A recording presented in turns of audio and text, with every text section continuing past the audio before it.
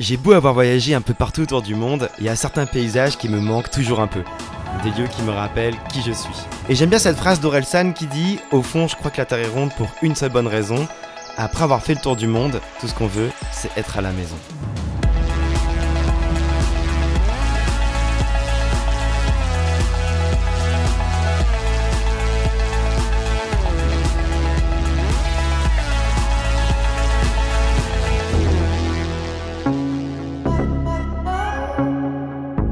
Vous l'avez compris, je suis de retour à la maison, là où j'ai grandi jusqu'à mes 17 ans, la Haute-Loire, messieurs, dames, dans ma belle Auvergne. Alors, j'ai pas trop de chance sur les conditions météo pour commencer cette vidéo, mais je suis actuellement au sommet du mont de la Madeleine, littéralement à 4 bornes de là où j'ai grandi. Et c'est un endroit extraordinaire avec un panorama sur des volcans à perte de vue, ouais, parce que toutes les montagnes en général par ici, c'est des volcans éteint, je vous rassure. Bref, c'est un endroit fou, ça commence très bien cette vidéo. Et j'ai hâte de vous montrer à quoi elle ressemble cette petite Haute-Loire qui est bien trop méconnue malheureusement. C'est parti!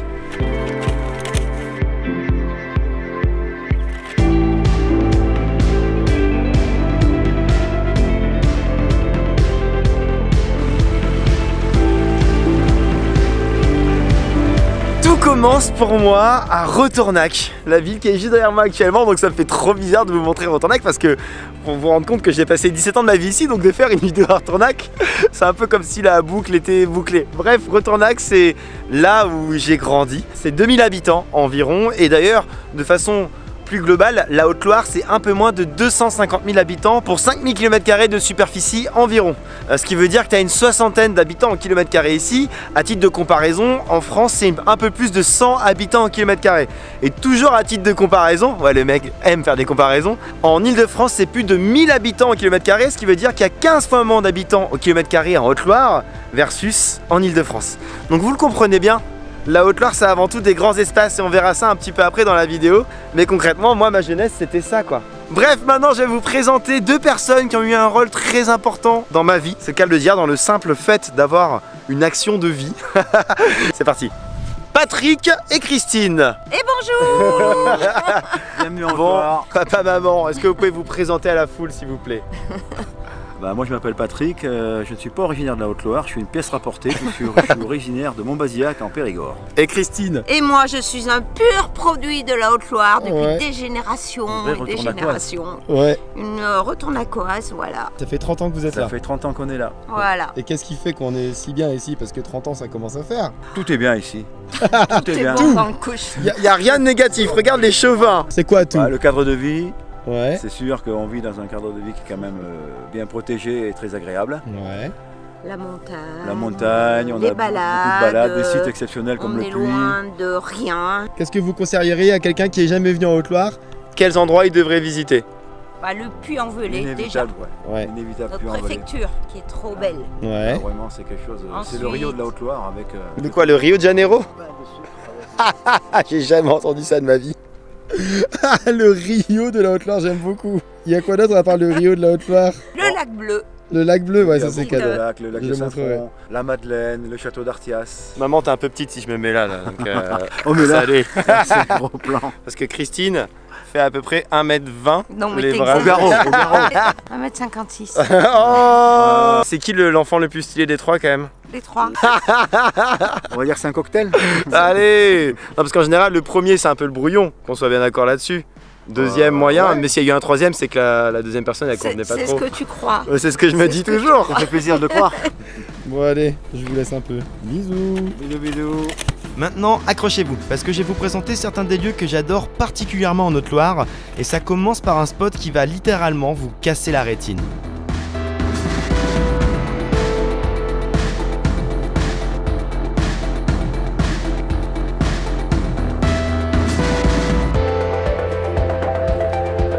S'il y a bien un truc que j'adore avec ma belle Haute-Loire, c'est au final sa nature qui est si facilement accessible. Là par exemple, je suis à une vingtaine de minutes de chez mes parents et je suis au ravin de Corbeuf. C'est extraordinaire comme endroit, on se croirait un peu aux US, c'est un peu le petit Colorado auvergnat. Et c'est un ravin qui évolue au fil du temps, c'est-à-dire que en fonction des saisons, il y aura des couleurs qui seront un peu plus bleues, un peu plus ocre.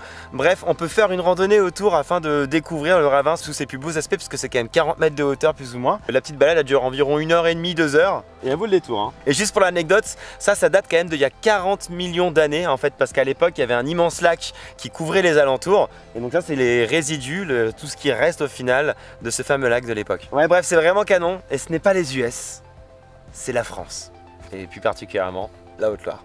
Yes papa, on continue.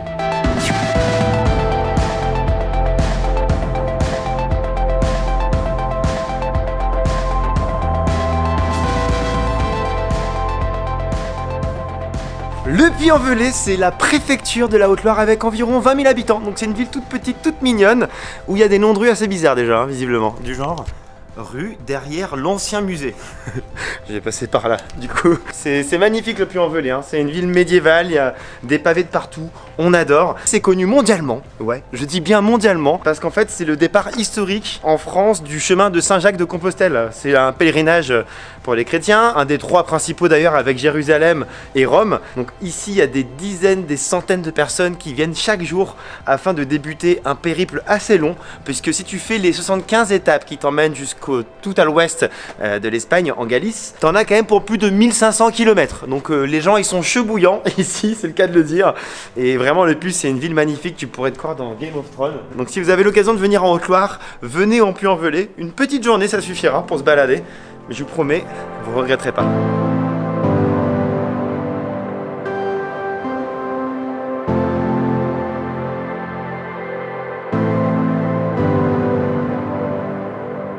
Tonton Brubru, anecdote stylée, est là avec vous aujourd'hui. On va parler de ça qui est derrière moi. La statue Notre-Dame de France que vous verrez obligatoirement au Puy-en-Velay parce qu'elle domine toute la ville. Je suis à plus de 100 mètres de hauteur par rapport au reste de la ville. Eh bien sachez-le, cette statue, derrière moi toujours, elle est faite à partir de canons. Je m'explique, sinon ça va être très bizarre. Faut revenir quand même dans le passé, en 1855. À l'époque, il y avait un grand combat en Crimée qui voyait s'affronter les Français d'une part et les Russes de l'autre. Le général Pélissier avait gagné le combat et en fait, après ce dernier, ils se sont dit on va shotgunner tous les canons des Russes et on va les offrir à l'évêque du Puy-en-Velay. Ouais, donc l'évêque du Puy-en-Velay s'est dit qu'est-ce que je peux faire de tout ça ? On va faire une maxi statue qui va dominer toute la ville. Et il a fallu 5 ans afin de pouvoir ériger cette belle statue qui fait quand même plus de 20 mètres de hauteur. Ça a été la plus haute statue au monde pendant quand même près de 20 ans, jusqu'en 1886. Jusqu'à ce qu'il y ait une autre statue qui apparaisse, qui est assez connue, aussi faite par des Français d'ailleurs, faut le dire. Vous la connaissez sans doute, hein. C'est la statue de la liberté à New York. Maintenant on va bouger, je vais vous montrer un peu de nature en Haute-Loire parce que ça vaut vraiment le détour aussi. J'ai envie de vous dire, c'est parti.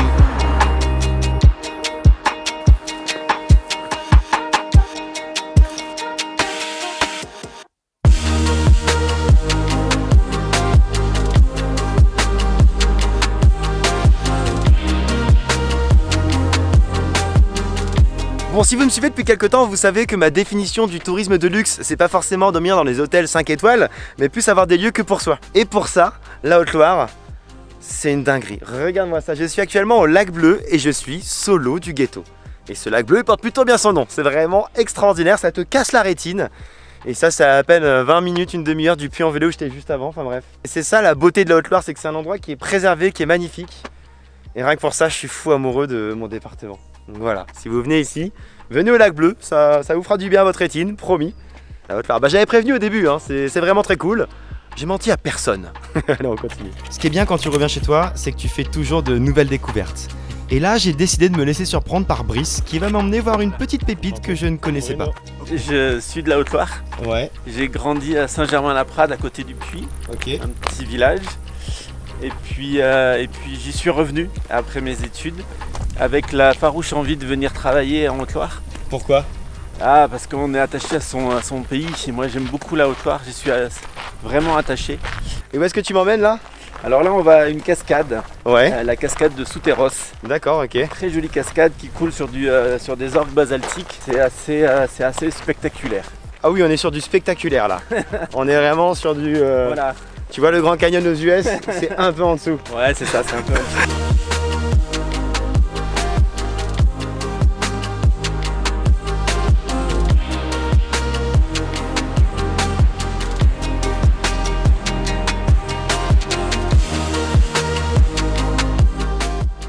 Toi qui es un amoureux de la Haute-Loire, comment tu la décrirais à quelqu'un qui n'y est jamais venu? La Haute-Loire, c'est la partie secrète de l'Auvergne. C'est la partie qu'on ne connaît pas. Si on parle de l'Auvergne, les gens connaissent, mais ils connaissent le Cantal, ils connaissent le Puy-de-Dôme, ils connaissent la chaîne des Puys. Ils connaissent pas cette partie de l'Auvergne qui est assez cachée, assez secrète et qui demande un effort pour se découvrir. Tous les sites se méritent et puis surtout ça a gardé un côté assez sauvage. Voilà, on est venu ici un jour où il fait beau, on est tout seul. Ouais. On n'a vu personne et on verra personne sur notre balade. On est en dehors du tourisme de masse. C'est ça, je n'osais pas le dire, mais il n'y a pas de tourisme de masse en Haute-Loire. C'est préservé. C'est préservé. Et c'est ça qu'on veut. On veut que ça soit préservé. Trop cool. Merci beaucoup. Et en parlant d'endroits préservés, il faut vraiment que je vous montre une autre cascade que j'ai découverte en Haute-Loire. La cascade de la Bonne.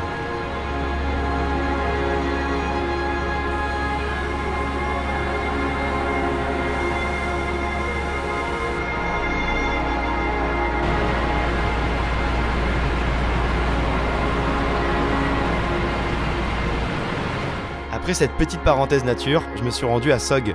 Un village mignon et surtout une étape majeure du chemin de Saint-Jacques qui voit passer chaque jour de nombreux randonneurs.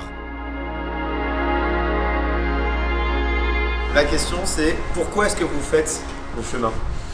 C'est un défi personnel.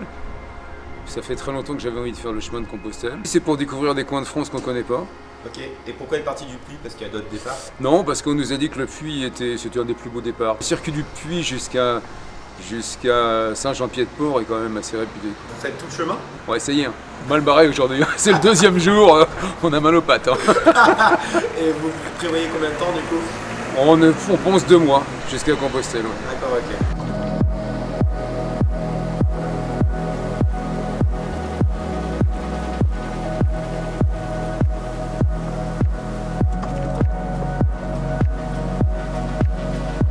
Messieurs, dames, je termine cette vidéo tout en haut du plus haut sommet de la Haute-Loire, à savoir le Mont Mézin qui a 1753 mètres quand même, c'est pas rien. Voilà, pour un coucher de soleil ou un lever de soleil, c'est bijou. J'espère que cette vidéo vous aura montré que la Haute-Loire en tout cas, ça vaut le détour. N'hésitez pas à passer pendant vos vacances, c'est vraiment trop sous-coté. Je suis trop content d'avoir fait cette vidéo afin de vous le montrer. J'espère que j'ai été un bon ambassadeur altiligérien. Je compte d'ailleurs sur tous les locaux afin de partager cette vidéo, parce qu'on a envie de leur montrer au reste de la France que ça mérite grave le détour, non? Bref, je vous laisse sur de belles images comme d'habitude.